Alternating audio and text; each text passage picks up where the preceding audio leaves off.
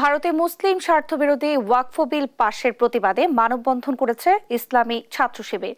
বিকেলে ঢাকা মহানগর শাখার উদ্যোগে রাজধানীর শাহবাগে এই মানববন্ধন করে সংগঠনটি।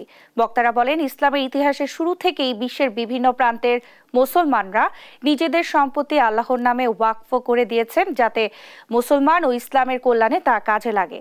ভারতেও সেই ধারাবাহিকতায় ওয়াকফ করা হয়, তাই মুসলিমদের সম্মতি ছাড়া এই বিল সংশোধন হতে পারে না। এর বিরুদ্ধে বাংলাদেশ সহ মুসলিম দেশের সরকারকে অবস্থান নেওয়ার আহ্বানও জানান শিবির নেতারা।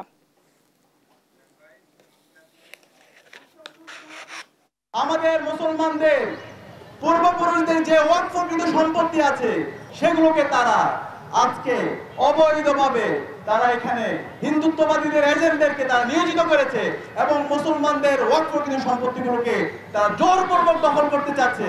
ভারতের মুসলমানরা আশঙ্কা করছেন এটার মাধ্যমে মূলত ভারতের মুসলমানদের জমি কেড়ে নেওয়ার বন্দোবস্ত।